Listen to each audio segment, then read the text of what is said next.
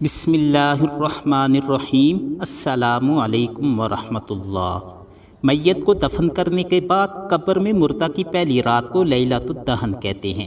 یہ رات انتہائی سخت اور دشوار مراحل سے بھری ہوتی ہے، بدکاروں کے لیے وحشت ناک جبکہ مومنوں کے لیے بہشت نما ہوتی ہے۔ آج آپ کی خدمت میں ایک مفصل اور متفق علیہ حدیث مبارکہ پیش کی جائے گی، جس میں قبر کے اندر نیک اور بدکار انسانوں سے سوال و جواب اور میت کی قبر میں پہلی رات کا تفصیلی طور پر ہمارے پیارے نبی صلی اللہ علیہ وآلہ وسلم نے ذکر فرمایا ہے۔ موت کے پہلے کچھ گھنٹے اور پہلے دن روح برزخ کے علاوہ اس مادی بدن کے ساتھ ساتھ رہتی ہے، کیونکہ دنیا میں روح کو اس مادی بدن سے انس و محبت تھی، اس لیے اب وہ اس بدن پر خاص توجہ رکھتی ہے اور اس کے ساتھ رشتہ اور رابطہ برقرار رکھنا چاہتی ہے۔ غسل اور دوسرے امور سر انجام دیتے وقت روح خود کو قبر میں دیکھتی ہے۔ جو ہی میت کو قبر میں رکھا جاتا ہے اسی وقت قبر کی پہلی رات کا آغاز ہو جاتا ہے، اور یہ بہت ہی سخت رات ہوتی ہے جسے میت تجربہ کرتی ہے اور اس سے کوئی چھٹکارا نہیں۔ اب آتے ہیں اس طرف کہ قبر کی پہلی رات میں کیا ہوتا ہے۔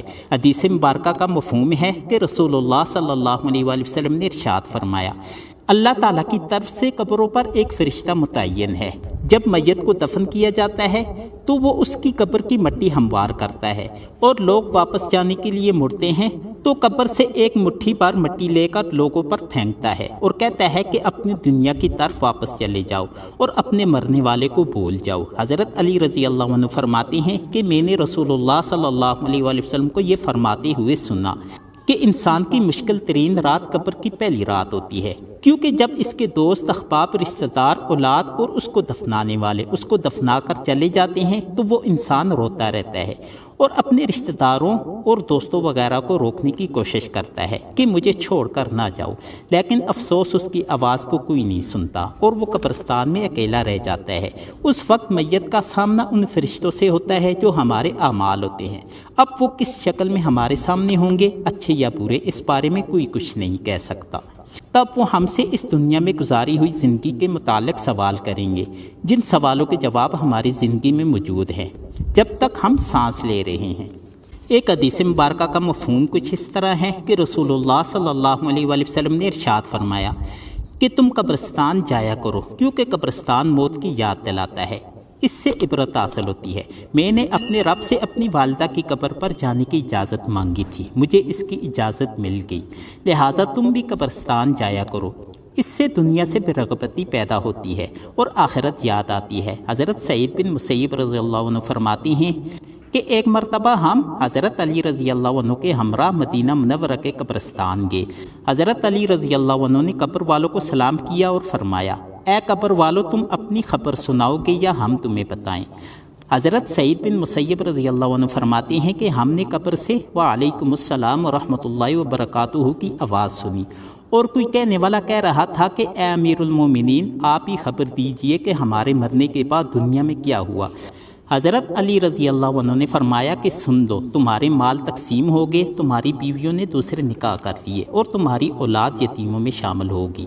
جس مکان کو تم نے بہت مضبوط بنایا تھا اس میں تمہارے دشمن آباد ہو گئے، اب تم اپنا حال سناؤ۔ یہ سن کر ایک قبر سے آواز آنے لگی کہ اے امیر المومنین، ہمارے کفن پھٹ کر تار تار ہو گئے، ہمارے بال جھڑ کر منتشر ہو گئے، ہماری کھالیں ٹکڑے ٹکڑے ہو گئیں، ہماری آنکھیں بہہ کر رخساروں پر آ گئیں، اور ہم نے جو نیک اعمال کیے تھے ان کو پایا، اور جو پیچھے چھوڑا تھا اس میں ہمارا نقصان ہوا۔ جب مردے کو قبر میں رکھا جاتا ہے تو اس کی نماز اس کے دائیں طرف آ کر کھڑی ہو جاتی ہے اور روزہ بائیں طرف کھڑا ہو جاتا ہے۔ قرآن کریم کی تلاوت اور اللہ تعالیٰ کا ذکر سر کی طرف آ کر کھڑے ہو جاتے ہیں، اور جماعت کے ساتھ نماز پڑھنے کو جو قدم چلے ہیں وہ پاؤں کی طرف کھڑے ہو جاتے ہیں۔ اس کا عذاب اس قبر میں اپنی گردن نکالتا ہے اور مردہ تک پہنچنا چاہتا ہے۔ اگر وہ دائیں طرف سے آتا ہے تو اس کو نماز کہتی ہے کہ پرے ہٹ، خدا کی قسم یہ شخص دنیا میں بہت مشقت اور مصیبت اٹھاتا رہا، ابھی ذرا آرام سے سویا ہے۔ پھر عذاب بائیں طرف سے آنا چاہتا ہے تو روزہ اسی طرح اس کو ہٹا دیتا ہے۔ پھر وہ سر کی طرف سے آتا ہے تو تلاوت قرآن مجید اور ذکر الہی اس کو روک دیتے ہیں کہ ادھر تیرا راستہ نہیں، غرض کہ وہ جس طرف سے بھی آنا چاہتا ہے اس کو راستہ نہیں ملتا۔ یہ اس واسطے کہ اللہ تعالیٰ کے اس دوست نے دنیا کی زندگی اللہ اور اس کے رسول صلی اللہ علیہ وآلہ وسلم کے احکامات اور عبادات میں گزاری تھی، لہٰذا وہ عذاب عاجز اور کمزور ہو کر واپس چلا جاتا ہے، اور اس کے بعد صبر جو ایک کونے میں کھڑا ہوتا ہے وہ ان عبادتوں سے کہتا ہے کہ میں اس انتظار میں تھا کہ اگر کسی طرف کی عبادت میں کچھ کمزوری ہو تو میں اس کی طرف ہمدردی کروں گا، مگر الحمدللہ تم نے ہی مل کر اس کو دفع کر دیا ہے، لہٰذا اب میں اعمال تولنے کے ترازو میں اس کے کام آؤں گا۔ قبر میں دو فرشتے جن کو منکر نکیر کہا جاتا ہے آتے ہیں، جن کی آنکھیں بجلی کی طرح چمکتی ہیں اور آواز بادل کی گرج کی طرح ہوتی ہے، ان کے دانت گائے کی سینگوں کی طرح باہر کو نکلے ہوتے ہیں، ان کے منہ سے آگ کی لپیٹیں نکلتی ہیں، بال اتنے بڑے کہ پاؤں تک لٹکتے ہوتے ہیں، ان کے ایک کاندھے سے دوسرے کاندھے تک اتنا فاصلہ ہوتا ہے کہ کئی دن چل کر ختم ہو، مہربانی اور نرمی ان کے پاس سے بھی نہیں گزرتی، لیکن سختی کا معاملہ مومنوں سے نہیں کرتے، بلکہ پھر بھی ایسی ڈراؤنی شکل و صورت کی ہیبتی کیا کم ہے۔ ان دونوں کے ہاتھ میں ایک بہت بڑا لوہے کا ہتھوڑا ہوتا ہے کہ جس کو اگر تمام دنیا کے جن اور انسان مل کر اٹھانا چاہیں، اٹھانا تو درکنار اس کو ہلا بھی نہیں سکتے۔ وہ آ کر مردے سے کہتے ہیں کہ بیٹھ جا، مردہ ایک دم اٹھ کر بیٹھ جاتا ہے اور کفن اس کے سر سے نیچے سرک جاتا ہے۔ وہ سوال کرتے ہیں تیرا رب کون ہے، تیرا دین کیا ہے، تیرا نبی کون ہے؟ اگر مردہ نیک ہوتا ہے تو کہتا ہے میرا رب اللہ ہے جو وحدہ لا شریک ہے، میرا دین اسلام ہے، میرے نبی حضرت محمد صلی اللہ علیہ وآلہ وسلم ہے۔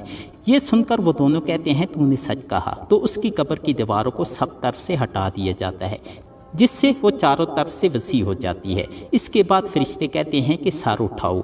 مردہ جب اوپر کو سر اٹھاتا ہے تو اس کو ایک دروازہ نظر آتا ہے جس میں جنت نظر آتی ہے۔ وہ کہتے ہیں کہ اے اللہ کے دوست، وہ جگہ تمہارے رہنے کی ہے، اس وجہ سے کہ تم نے اللہ تعالیٰ کی اطاعت و فرما برداری کی ہے۔ رسول اللہ صلی اللہ علیہ وآلہ وسلم کا ارشاد ہے کہ قسم ہے اس ذات کی جس کے قبضہ قدرت میں میری جان ہے کہ مردہ کو اس وقت ایسی خوشی ہوتی ہے جو کبھی ختم نہیں ہوگی۔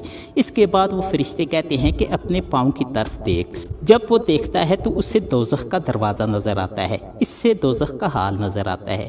وہ فرشتے کہتے ہیں کہ اے ولی اللہ، تو نے اس دروازے سے نجات پا لی۔ اس وقت بھی بندے کو اس قدر خوشی ہوتی ہے جو کبھی ختم نہیں ہوگی۔ اس کے بعد اس کی قبر میں 70 دروازے جنت کے کھل جاتے ہیں جن سے وہاں کی ٹھنڈی ہوائیں اور خوشبوئیں آتی رہتی ہیں، اور قیامت تک وہ انہی بہاروں میں رہے گا۔ کیسی خوش نصیب ہوگی وہ روح جس کے ساتھ اللہ تعالیٰ اپنی مہربانی اور رحم و کرم کا سلوک فرمائے گا۔ اور جب نافرمان اور فاسق و فاجر قبر میں رکھا جاتا ہے تو قبر اس پر اتنی تنگ ہو جاتی ہے کہ اس کی پسلیاں ایک دوسرے میں گھس جاتی ہیں۔ اس پر کالے سانپ مسلط کر دیے جاتے ہیں جو اس کی ناک اور پاؤں سے کاٹنا شروع کر دیتے ہیں، یہاں تک کہ درمیان میں دونوں طرف کے سانپ آ کر مل جاتے ہیں۔ پھر اس کے پاس دو فرشتے جن کا نام منکر نکیر ہے قبر میں آتے ہیں اور آ کر پوچھتے ہیں تیرا رب کون ہے، تیرا دین کیا ہے، تیرا نبی کون ہے؟ وہ ان کے ہر سوال میں جواب دیتا ہے کہ میں کچھ نہیں جانتا۔ اس کو اس قدر زور سے مارا جاتا ہے کہ اس گرز کی چنگاریاں قبر میں پھیل جاتی ہیں۔ اس کے بعد اس کو کہتے ہیں کہ اوپر دیکھ۔ وہ اوپر کی طرف جنت کا دروازہ دیکھتا ہے، جنت کے باغ و بہار وہاں نظر آتے ہیں۔ فرشتے اس نافرمان سے کہتے ہیں کہ اے اللہ کے دشمن اور نافرمان، اگر تو دنیا میں اللہ کی اطاعت و فرما برداری کرتا تو یہ تیرا ٹھکانہ ہوتا۔ ایک اور حدیث مبارکہ میں آپ صلی اللہ علیہ وآلہ وسلم نے فرمایا کہ قسم ہے اس ذات کی جس کے قبضہ قدرت میں میری جان ہے کہ اس کو اس وقت ایسی حسرت ہوگی کہ اس جیسی حسرت کبھی نہیں ہوگی۔ پھر دوزخ کا دروازہ کھولا جاتا ہے اور فرشتے کہتے ہیں کہ اے اللہ کے دشمن، تیرا یہ ٹھکانہ ہے اس لیے کہ تو نے اللہ تعالیٰ کی نافرمانی کی۔ 70 دروازے جہنم کے اس کی قبر میں کھول دیے جاتے ہیں جن سے قیامت تک گرم ہوائیں اور دھواں وغیرہ اس کو پہنچتا رہتا ہے۔ اللہ تعالیٰ ہم سب کو عذاب قبر سے محفوظ فرمائے اور ہمیں قرآن و حدیث کی تعلیمات پر عمل کرنے کی توفیق عطا فرمائے، اور اللہ تعالیٰ ہمیں اپنے نیک و کارو بندوں میں شامل فرمائے، آمین۔ سامعین مکرم، مجھے امید ہے کہ آپ کو یہ ویڈیو پسند آئی ہوگی۔ اگر آپ کو یہ ویڈیو پسند آئی ہو تو ویڈیو کو لائک کر کے جتنا ہو سکے اپنے دوستوں احباب وغیرہ سے شیئر کریں، اور میری حوصلہ افزائی کے لیے ایک اچھا سا کمنٹ کر دیں، اور اس طرح کی مزید ویڈیوز کے لیے چینل کو سبسکرائب کر دیں۔ شکریہ۔ اب اگلی کسی ویڈیو کے ساتھ آپ کی خدمت میں پھر حاضر ہوں گا، تب تک کے لیے اللہ حافظ۔